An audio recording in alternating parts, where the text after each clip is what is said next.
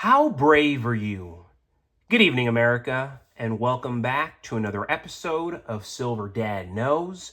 Remember, always live with no edits. If this is your first time here, hit that subscribe button now, as you're going to like what I'm about to say.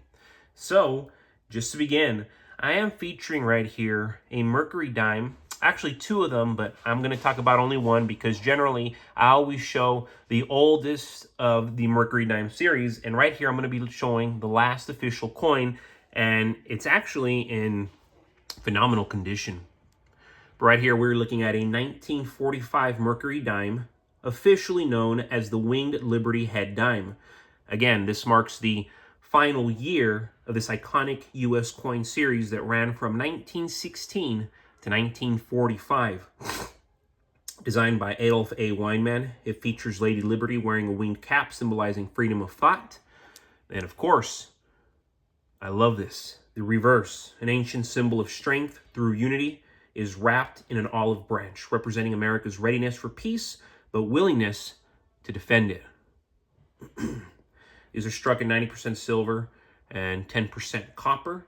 The 1945 Mercury Dime contains 0.0723 troy ounces of pure silver.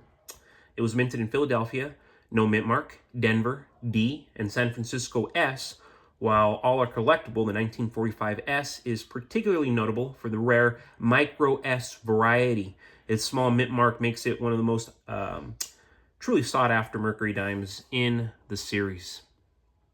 These dimes hold both historical and bullion value. They were struck in the closing months of World War II, symbolizing the resilience and unity of the American spirit.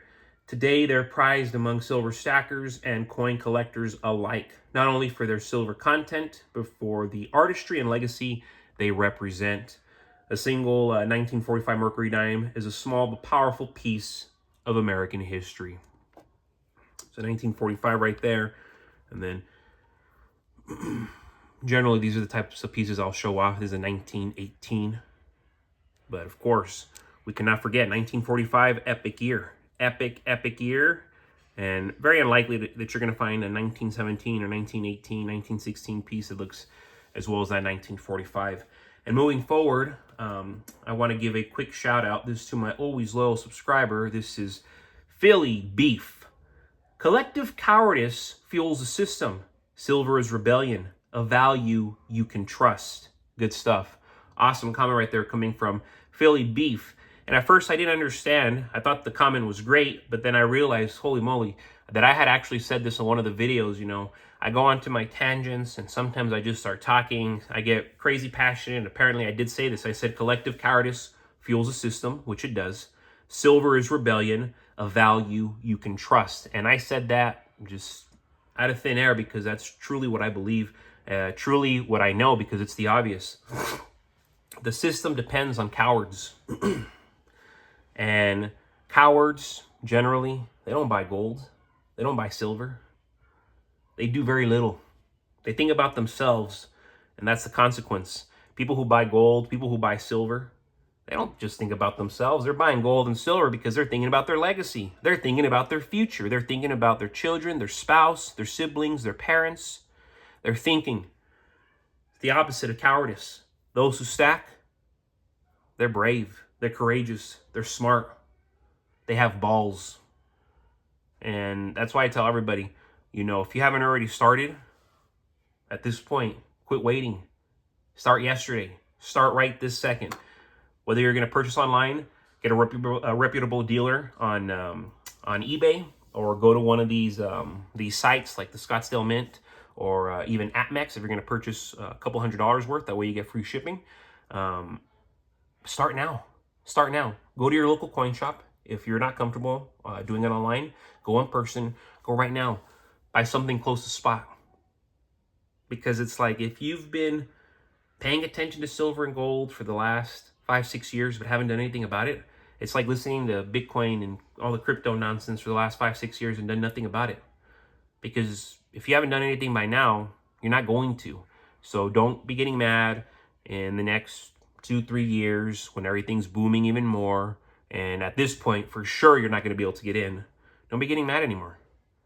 because you had every opportunity, and people like myself gave up on telling friends who just didn't listen, colleagues who just didn't listen, family who just didn't listen. You know, I love all these people still, but the fact that you've never done it speaks volumes, and your life probably is representation of lack of preparation, even after all this time. And I'm not saying this to be mean, but it is what it is. And I think we can all relate to many people we know who always wait for tomorrow, even though tomorrow never comes. And that's why I named this episode that, folks, because you will never look at a single ounce of silver the same again after understanding what's brewing beneath the surface. For years, silver has been the most undervalued and misunderstood asset in the financial world. While the mainstream focuses on tech stocks and on crypto, the world's most critical industrial metal has quietly positioned itself for a historic breakout. From its role in solar energy, electric vehicles, and military applications to its centuries-old status as real money, silver is no longer just a hedge. It's a ticking time bomb of potential. And when it finally detonates, those holding physical ounces will be sitting. And I'm telling you now, folks, they're going to be sitting on a fortune. Many are already sitting on a fortune, and they understand it. They actually understand it. They're waiting for silver to take that next plunge. And when it hits the triple digits, oh man, now we're talking generational wealth for a lot of these individuals. Most are going to have to wait for 4 digits because most don't have that much silver. But those who are already holding 500 ounces or more, it hits the triple digits, they're going to be doing very, very well, especially if they live in areas of this country that don't cost a lot. And then at this point, we're talking about the globe, especially parts of the world that don't cost that much. And civil liberties are protected, civil rights are protected, property is protected,